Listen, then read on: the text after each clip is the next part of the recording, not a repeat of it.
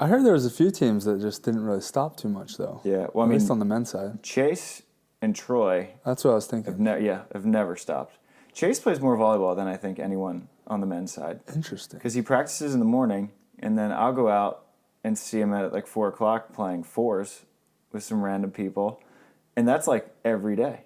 Chase plays so much volleyball. Interesting. Yeah.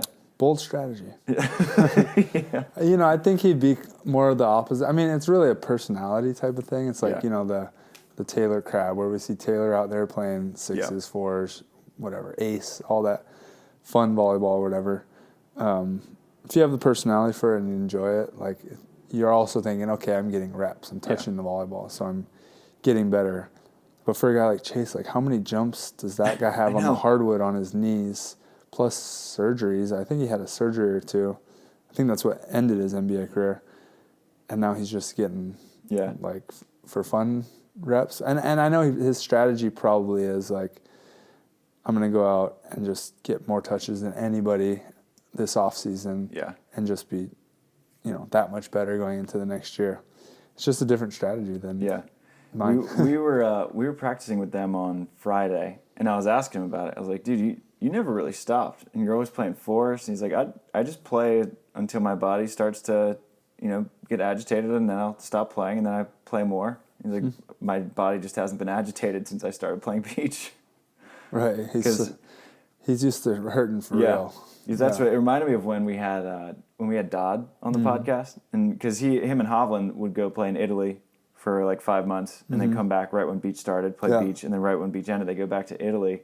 And Dodd was like, dude, after you go play indoor, the sand is a gift from the gods. Yeah. He's like, nothing can hurt you. Yeah. So I feel like that's probably how Chase is, because not only is it hardwood, but he's not getting beat up by like 7-foot centers. Right, yeah, getting elbows and all boards. that. Yeah. Yeah, that's true. Yeah, I mean, it's good for that team too, because I know Troy doesn't have much reps on defense. And he's probably playing full-time defense, right? Yeah. That's pretty crazy. For a guy that touches higher than me, to be on defense. Well, he's so freaking twitchy. Like, he just makes these. Obviously, he's not like a super fundamentally sound defender, just because he hasn't been back there much, and he just hasn't been playing volleyball that long. Yeah, but he just makes these plays because he's just so fast and athletic and twitchy that you're like, I didn't think you'd get that one. Right. So in that sense, it's got to be helping them. We'll see. That's a jumpy team. A good team to really. It's a good team to watch out for. Yeah. Because now we didn't get to see them play with the Wilson ball together ever. Yeah. They kind of sampled the World Tour together a little bit. Yeah. But that's a full-time team now, right? It's a full-time team. I was surprised. Me too. Because everything, all the men's side was just waiting on Chase. Because after Taylor had kind of decided, and you and Trevor had decided, then it was just Chase was the biggest blocker available, and came into the O, we're a set thing. Right. And then no one was making any moves, and Nick Lucena came out and was just like, I'm trying to land either Chase or Andy. Right. And it was hilarious, dude. I'd walk by and I'd see Nick, say, morning, Nick, like, who are you with? He's like, I'm with Chase today. I'd walk by and see Troy. I'm like, who are you with today, Troy? He's like, I'm practicing next to Chase and Nick. And so it was just like, it was very tense. The Real Housewives of Hermosa Beach. Yeah, it was funny because Nick, he was kind of saying that, I'm going to play with Chase here. I was like, tryouts, huh? Yeah. And he's like, no, not at all. I'm like, it sounds like tryouts. But in my mind, I was like, Nick's the hot commodity here. Bennis should be, this is my opinion, Bennis should be scratching and clawing to get Nick. And I think that Buttinger should have been like right on it. Like, I'll take Nick. I see the potential and like, wanting to play with a guy like Troy Young, and, if he figures out defense and he's that athletic, you're going to side out every time, right? So everything else is just a plus. In my mind, I was like, Nick still got it. Like, I think people give Nick less credit because he was with Phil, but he's still playing at a really high level. So I don't know if a partnership is set, but I know Chase is set, so therefore Andy's probably with Nick. Andy and Nick are set. Yeah. And Jordan Chang's coaching. Oh, interesting. Yeah, so dude, that's going to be good. Yeah. Andy's falling into a great situation. Though. Yeah. It's funny, like, I feel like we had Andy on the podcast. I don't know why it took so long, though. I know. We had him on, like, this time last year. We're like, Andy Benish, like, big-time promotion from Billy, has a career year with Billy, like, career finish. Right. And then gets picked up by Nick, like, one of the best defenders of this generation. Yep. But that's what I'm saying. I'm like, he should have been like, the second Nick asks him, is like, yep, let's go. Yeah, well, I think... I would have thought that. Not he should have been, but yeah. Well, I don't know if it was necessarily totally Andy's choice, because I think Nick was... Waiting on Chase. I think was sort of looking at both of them. And I don't know if Nick had, like, asked Chase to play and Chase said no, or if Nick was just, like, practiced with both, felt it out, asked Andy.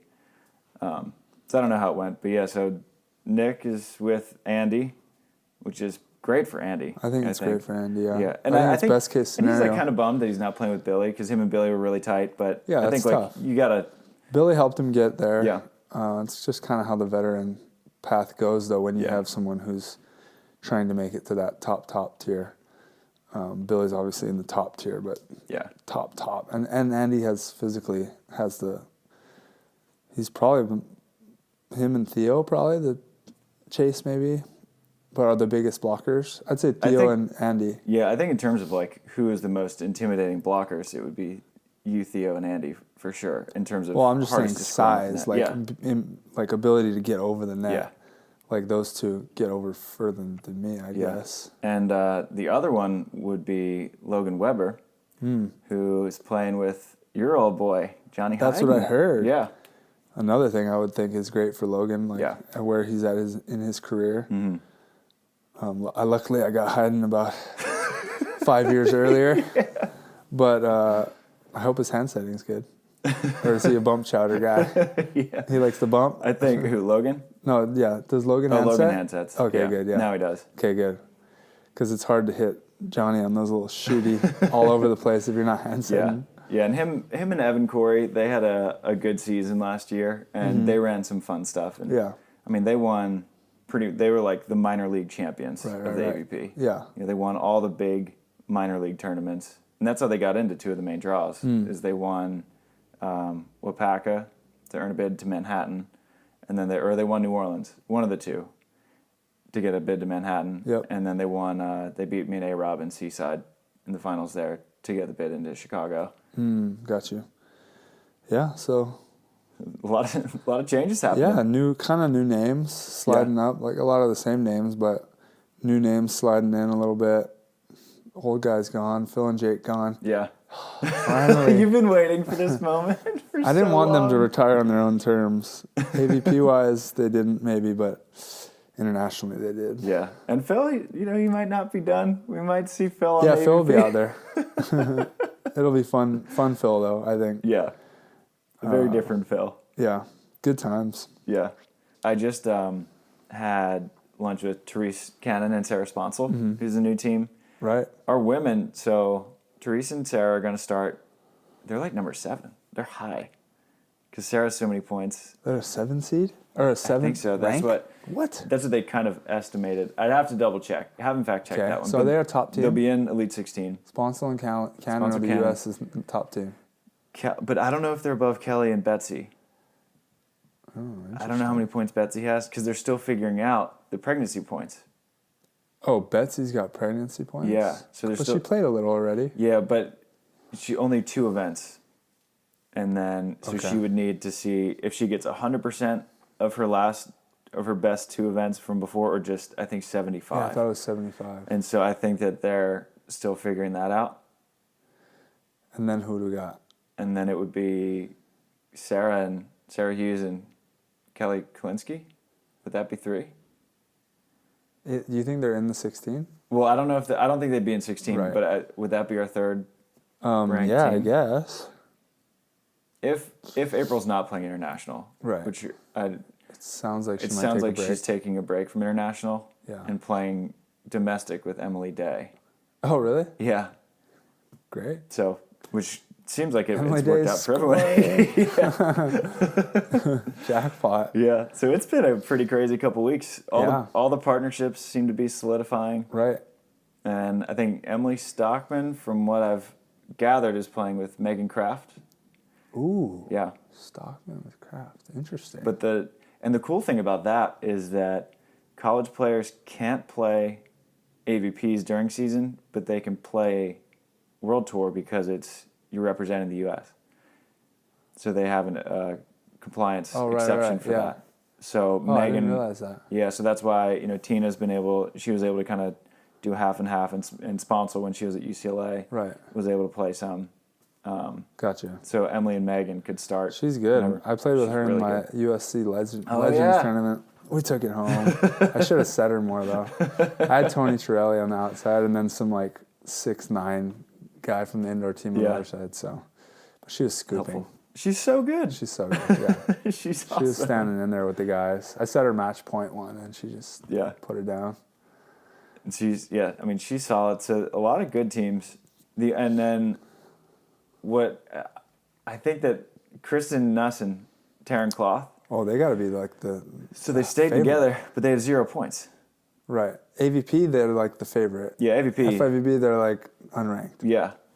And it was I was talking to Delaney about it because they're such a team. Right. They're staying together, and they had high level offers for both of them, and where they would have been in very good international shape. And they both said no, we're sticking together as a team. But I don't know how they're supposed to get into an event. Right, they're going to grind it out from the beginning. Yeah, because you need to get a wild card. I feel like they should don't play with each other internationally. Yeah. Only because you're not going to play with each other internationally anyway. Right. It's either don't play or go scoop up some points and then come back together. Yeah. But, I get it. But it might make their path to Paris a little delayed. Pretty difficult. Yeah. If it's starting next year. Yeah. The only thing would be is if Norseka comes back to life, in which case Kristen and Taryn would win every Norseka they'd play in. But what kind of points are you going to get? You get 100. So it's not much, right? Right. Yeah. Well. So. The girls' side's gnarly, though. Yeah. And it's hard to tell, with these partnerships, they're all good partnerships, but which one's going to be, they're going to click, really well. Yeah. I really don't know. Man, I love Kelly and Betsy. It'd be fun to see what Betsy, she's never really, been able to, internationally just go for it, I feel like, and be in the top tour and, against the top teams consistently. Yeah. So I'm excited to see what she can do. Yeah. I was so impressed with her in Brazil because that was the first time, I was there, watching her play in person for most of the matches. Yeah. And, dude, she's just, cold-blooded. Yeah. She, it was, her demeanor 14-14 against Barbara and Carole, and they had blown a huge lead twice. Mm-hmm. And it was, in Brazil, stadium court, you just, let a 14-11 lead slide in the third set to 14-14, and Betsy, it looked like she was just out for a Monday morning stroll in Hermosa. She always looks like that, yeah. Cool customer. Yeah. Put it away, buried it. It was she's good. And she can hand set, so they can run the system that Kelly likes to run. Can she bring gas, hitting-wise? I think she's terminal enough. Mm-hmm. And with Kelly's setting, too. It's the one thing where it's, really hard to, get to the top of the world tour without, being able to just put it down on the sand quickly, Yeah. You got to be so good at shots and all that stuff. Yeah, but I think with how good her ball control is, Kelly's option is one of the best in the world. Yeah, true. And then Betsy's serve is insane. Right, the float serve, right? Yeah, it's the John Mayer school of surfing. I still want to learn that one. Yeah, that fast, flat float that just, it just jams you. Yeah, right at the back line. So I'm pretty high on Kelly and Betsy. Sponsel and Cannon, we said? Sponsel Cannon. That's kind of interesting. Same thing with Cannon. It's yeah, she's done some stuff. She's proven that she can ball, but not at the top. Yeah, she's kind of in a similar trajectory as Andy, I feel like. Right, yeah. She's made the best of a lot of her promotions. Right. And dude, I got to give her so much credit from last year. Her year started losing in 6 straight country quotas. Oh. And it ended with... And some were international, right? The Cancun ones, right? Yeah, so Cancun, 3 straight.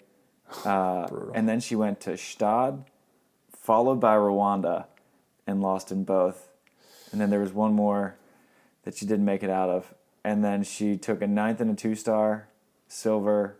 She won gold with Delaney in the Netherlands, and then won bronze at a 4-star with Sarah Hughes. Just like pushed through. And then started rolling. Yeah. That's a good trajectory. Yeah. And I forgot that they played together in 2018. They came out of the qualifier in Chicago and took 3rd. Oh, wow. And I was like, oh, I forgot about that. So they So played. they got They played chemistry. well. Yeah. Wow, okay. Yeah, no, those are some good, some very interesting matchups. It's like April and Alex leaving is just like Yeah. left question marks everywhere. Like, who's going to dominate this year? Yeah. Probably no one. Yeah. Maybe LSU girls, I don't know. They're still young. Yeah. They won one last year. Won 1, took a 5th, and then took a 3rd. So that's like impressive, but you can't give them the cake on that. Right. I think it's just like even across the board, like a bunch of 8s across the board, but we don't know which one's going to jump to 10s, you know, or like 9 10s, and which ones chemistry might not be there, and they might slide to like a 7. I think everyone, like all of them will probably take a step back from where they were, you know, because Kelly and Sarah had such good team chemistry, and they were cruising, and I think Kelly and Betsy can get there. You can't play any better than they did pre-Olympics. Yeah, it's impossible. Yeah. 2 straight gold medals is pretty good. Insane. So I think like everyone will take a small step back. It's just a matter of who's going to start refining their team identity and going up faster. Yeah. And then you have like, you know, Savvy, Zana, I don't know, Chrissy. Who else? Like, there's a lot of people we're not mentioning. Yeah. Kelly Reeves. Yeah. There's just like so much talent on the women's side. Yeah. It's just kind of waiting. It's so deep. Yeah. I mean, we're pretty deep on the guys' side in terms of top 8 teams, I'd say, right? Yeah. I mean, between you and Trev, Taylor and Taylor, Kame Theo, Chase Troy, Andy Nick. Yeah, I think even like a Baranek and Avery is it. I mean, they'll definitely give people. Team. Yeah, it's like what team's going to show up that week? Yeah. Billy playing with someone? I don't know. Travis Mewhirter? Timmy Brewster? Right now I'm working the lefty magic with TB. TB. Yeah. Timmy Brewster's only getting better, so not a bad investment. And he works so hard. Oh, yeah. You know, and he just like, I mean, he took over our match. Both matches we played together at the end of the year, we won basically because people couldn't put a ball down. Yeah, I saw these scooping balls. Just scooping everything. Yeah. This TB's got to take a little bit of that TB this year. Scoop more hard driven. Very different styles of play. I was going, ole. I just watched a lot of film this past year. I was like, oh man, I gotta dig these hard driven balls a little more. Well, you got the same coach, so